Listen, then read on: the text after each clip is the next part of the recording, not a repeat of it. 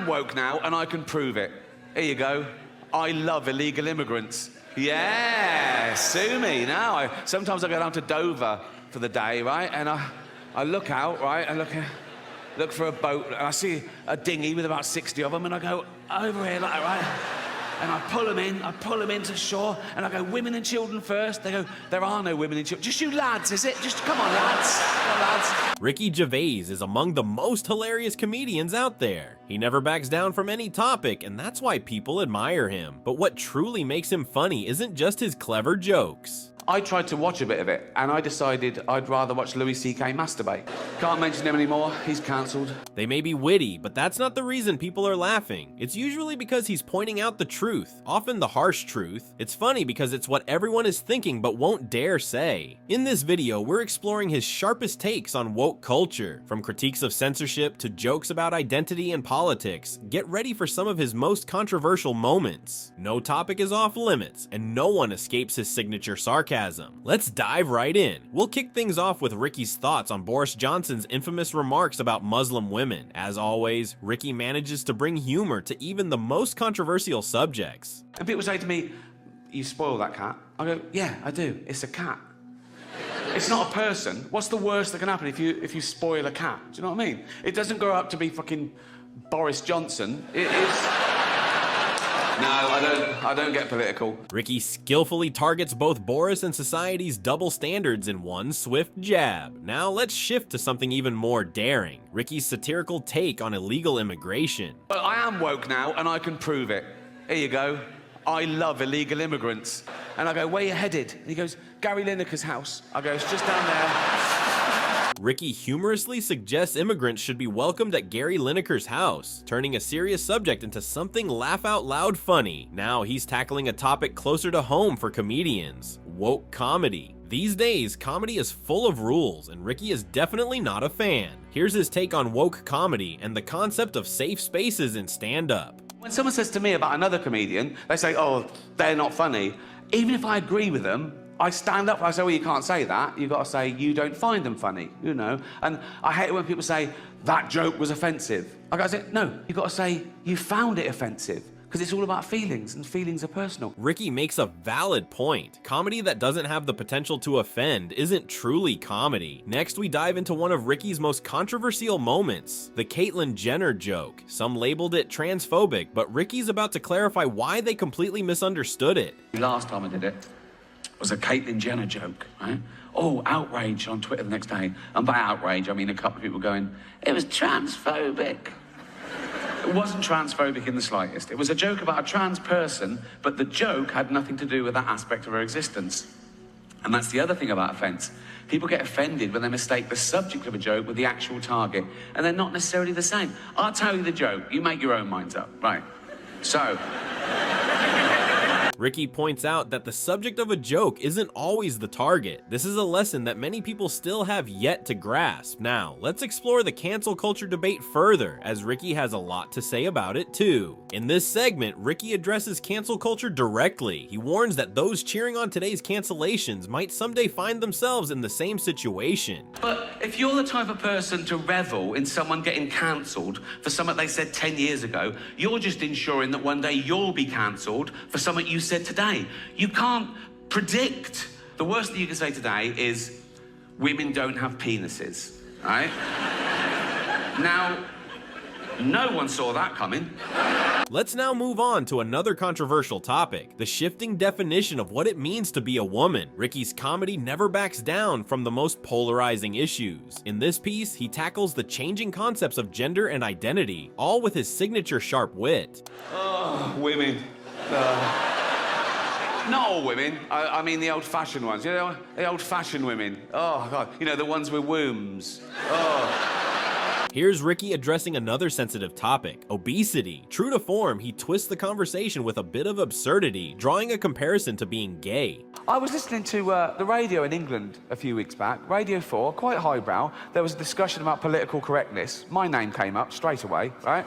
And there was this woman on there going, oh yeah, well it's not right. Ricky Gervais, he makes jokes about fat people. He wouldn't make jokes about gay people, would he? And being fat is like being gay. What? No, it's not. What? You can't choose your sexuality. Naturally, Ricky doesn't buy into that comparison. Next, he tackles something even more significant: the hypocrisy of woke corporations. Hollywood, with its virtue-signaling speeches, all backed by companies operating sweatshops in the background. Ricky isn't impressed by the moral high ground these celebrities try to stand on, and frankly, neither are we. Apple roared into the TV game with a morning show, a superb drama, yeah. A superb drama about the importance of dignity and doing the right thing, made by a company that runs sweatshops in China. The term queer has shifted significantly over time, and Ricky has a laugh at how perplexing it has all become. Of course, the word queer has changed. Again, traditionally, the word queer used to mean someone who was attracted to the same sex as themselves, a gay man. Now, the word queer can mean a straight man who wants some attention. Ricky's biting sarcasm always exposes the absurdities. Next, he dives into what really occurs when people say they're offended, and why, in his opinion, it doesn't always hold weight. Being offended doesn't necessarily make you correct, according to Ricky. In this segment, he discusses why offense is subjective and why it's crucial to keep challenging boundaries in comedy. Yeah, well, that's the thing about offense, isn't it? When people say they're offended, it's that, just because you're offended, it doesn't mean you're right, you know? It's...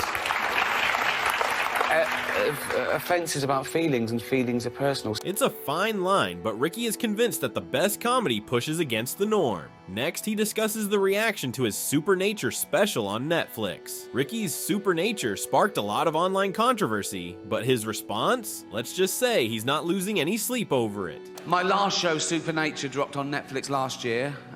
Big backlash, wasn't there? Big backlash. People going, you can't say that. You can. I did. Well, I am woke, and now I'm woke, the first thing I've got to do is change my Twitter bio. Because at the moment, it's like a list of the shows I've created. But now I'm woke, I've got to pop in the word anti-fascist. Ricky believes that controversy often boosts the popularity of a special. Next, he tackles another heated issue: cultural appropriation. It's something that's been in the spotlight a lot recently, but Ricky isn't so sure it's as problematic as it's made out to be. Here's his viewpoint on the matter. Cultural appropriation. Have you heard of that? Cultural appropriation, the latest no-no. Now, again, in my day, it was considered a good thing to swap ideas with other cultures, with other nations, to share things with other races, to assimilate. It was the opposite of racist. Now it's racist. In the following segment, Ricky goes after virtue signalers. But these people are virtue signaling. They're trying to bring people down to raise their own status. And they say it's because, no, we're protecting minorities. Like, they're basically saying minorities haven't got a sense of humor. I'm a white, heterosexual multi-millionaire, right? There's less than 1% of us. Ricky argues that feigning support for minorities without truly grasping their experiences is more condescending than it is progressive. Next, let's explore his views on the limits of free speech, especially in comedy. Ricky is deeply invested in the idea of freedom of expression, and here he explains why joking about serious issues is not the same as endorsing them. Try and explain to someone every day what freedom of speech means, particularly in the context of comedy, and particularly in the context of a joke. That a joke about a bad thing isn't as bad as the bad thing. It's not even necessarily condoning the bad thing. It could be anti the bad thing. It depends on the actual joke. And this woman said, you should never make jokes about food allergies. I should have left it, right? I said back, I make jokes about AIDS, cancer, famine, and the Holocaust, right? And you're telling me I should never joke about food allergies. She sent back, yes, but the Holocaust didn't kill children. Well, it did, didn't it? It was horrible, the Holocaust. Some would say as bad as food allergies. Ricky's point is simple. Jokes about serious matters don't make them less important. They challenge our views on them. Next, let's explore how Ricky handles political correctness in his stand-up. Through irony, Ricky exposes the ridiculousness of certain mindsets. In this segment, he tackles the old sexist stereotype that women aren't funny. It's not a show. There's no dancers or jugglers. It's basically a bloke talking, which is essentially what stand-up comedy is, isn't it? A bloke talking. Sexist. What about all the funny female comedians? Like, no. No, right. No. I'm not doing that. Okay, right. That was irony. There's going to be a bit of that throughout the show. See if you can spot it, okay? Now, that's when I say something I don't really mean for comic effect, and you as an audience, you laugh at the wrong thing because you know what the right thing is. It's a way of satirising attitudes. Like that first joke, I used the old-fashioned sexist trope that women aren't funny. Now, in real life, I know there are loads of funny women. Like, I did it again. Well spotted. Good.